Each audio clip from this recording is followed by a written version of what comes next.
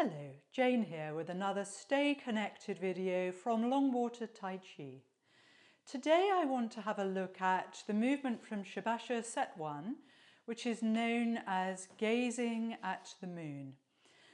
Now I want to break this down into an exercise I'd like you to do first with a chair. So grab yourself a chair, you might need to pause the video for a moment, and we're going to do this seated on the edge of a chair or towards the front edge of a chair, so it's well supporting you. But the idea of this is it's going to keep your hips still. So in this movement we are articulating and turning through the spine, but when we're standing we do not ever want our knees to stop facing forward. So the good thing about doing it in a chair to start with is it's going to give you the feeling of what your spine and your shoulder blades and your neck are doing, completely independent of what your legs are doing. So we're going to start by first of all settling into the chair and really allowing your sit bones to make contact with the chair clearly in your awareness. So you're bringing your mind into your body, feeling the physical point of contact with the chair, your weight sinking down through the chair and a bit through your legs into the ground beneath you. Now lifting the body open so that this part of the body between hip crest and the bottom of the rib cage is nicely open and you're not kind of slumped like this. So nicely open through the spine, just as you would be if you were standing. So there's a quality of alignment through the crown of the head, down through the center of the body, down to the perineum. So now we've got that position nice and upright in the chair. We're going to just feel for what kind of movement we've got if we move the lower lumbar vertebrae a bit. That's the section down round about this height of the body. So just slowly turning that part of the body without twisting independently any higher up. Probably not a huge amount of movement, but there'll be a bit. Working within your 70%, your moderation, your comfort zone. And then gradually easing that little bit of turn, a bit further up the spine. A tiny bit more turn starting to happen. Now at this point you might want to lift your hands off your lap so that the hands can come with you. Notice that I am not moving my arms independently of my body. I am just carrying this position without moving my hands relative to my torso. I'm carrying the hands by turning through the lower part of the spine. I'm going to gradually start to bring that a little further up the spine. Take it very gently, very easily, working well within your comfort zone. If you know you have back trouble, you would have been advised by your doctor what movements will affect you.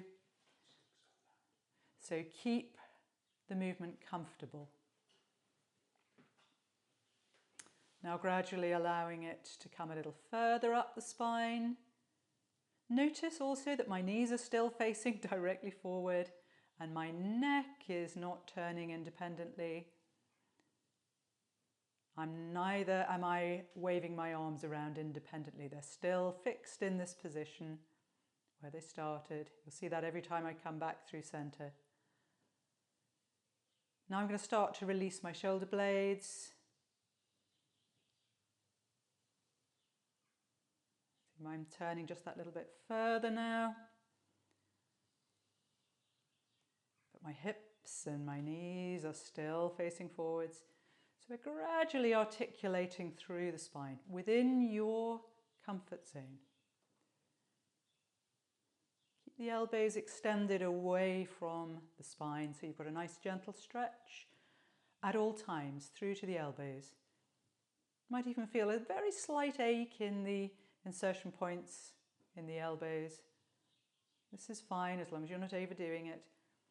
Now we're going to add the neck, starting to mobilize the neck. So you may be a little stiffer in your neck on one side than the other.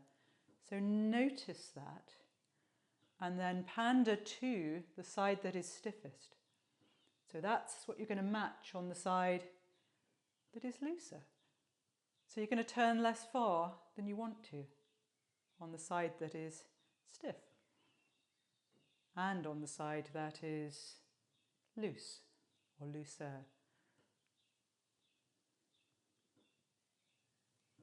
So you see, I'm gradually building up my awareness. And if you soften your eyes, you're going to be doing this exercise a few times.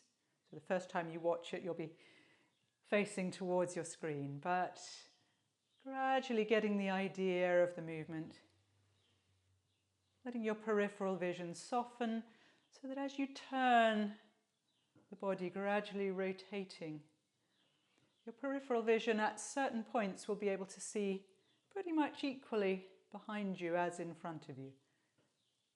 Very good exercise for letting go of tension in the eyes. If you're a driver, it's very good for mobilizing the body and increasing your peripheral vision and awareness of movement around you. So, why are we doing this seated? Because when you stand up, this is what you're going to do with your spine.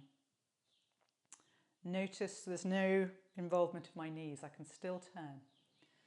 So for many of you, this is going to be harder than you think, which is a good thing. It would mean you're starting to do it correctly, without strain. When I say harder than you think, I don't mean go for it and really make it, I mean keep it within your comfort zone, and you're going to find it quite tricky, but that would be correct.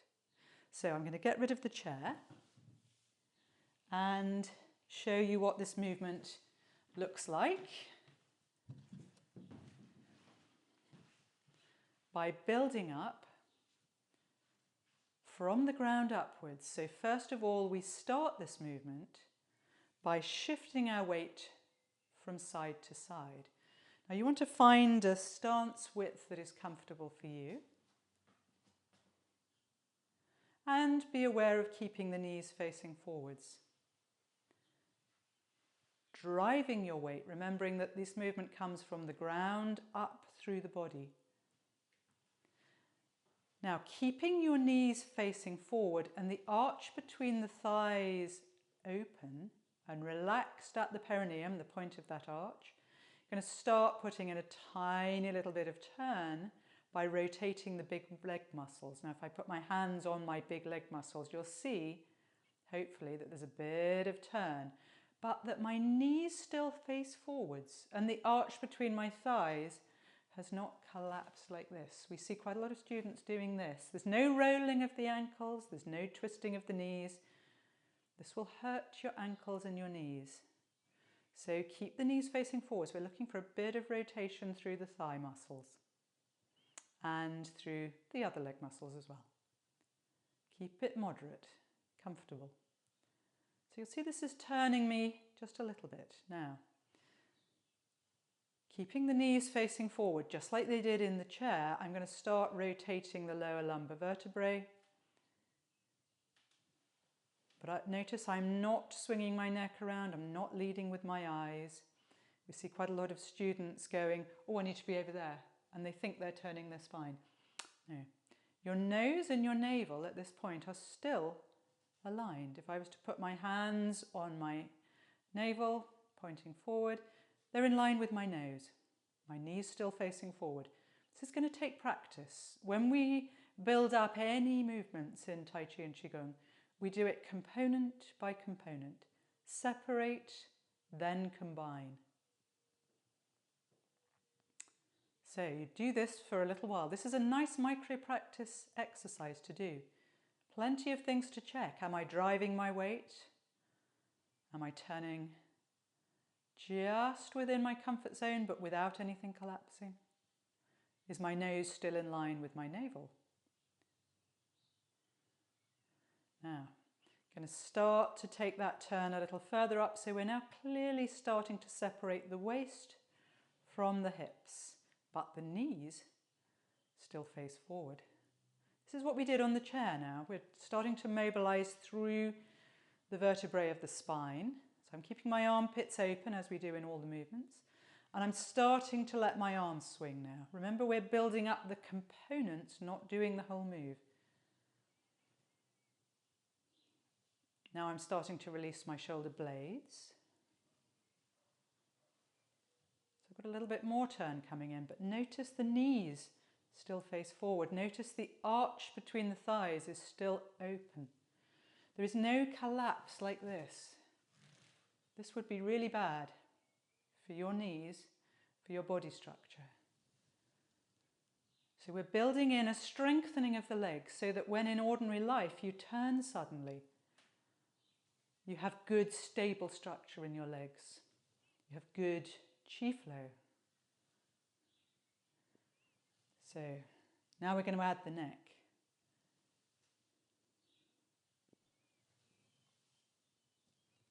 Again, remember to work with your stiffer side, guiding how far you're going to turn the other side.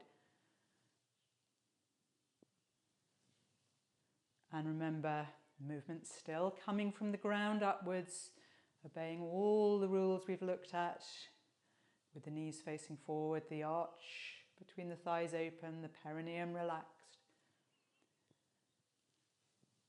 Peripheral vision allowing you nice and softly to see equally what is behind you and what is in front of you. And now we're going to start to put the full movement together, allowing the gaze to go up towards an imaginary moon and then down towards its reflection in the water, up towards an imaginary moon, down and up. So there is a gentle sinking in and rising in this movement as well. Again, have a look at the movement about the bend and stretch. There's a video that is entirely about that, working within your comfort zone. Now for some of you, you may want to occasionally try a deeper bend and stretch within your comfort zone. The full movement, when it's done by people who are able to do that kind of bending and stretching, comes down quite deeply. Do not try that if you cannot do a qua squat without breaking any of the rules. So again, make sure you're very familiar with it and don't push the movement. Your knees would never come forward of your toes, and nor would they collapse in like that, or bow out like that, or do some kind of skewing like this. See how weird that looks? It would be very uncomfortable if you did too much of that. So we're working with good stable structure, well within our comfort zone, nice soft eyes, relax through the body. Exhaling as we come down, inhaling as we go up.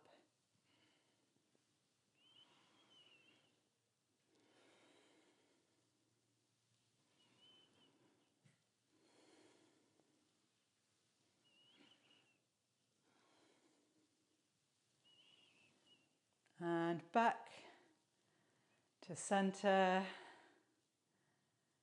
And well done. So hope you enjoy your practice of those components, and we look forward to seeing a great improvement when you come back to the classes. Thank you very much. Stay connected.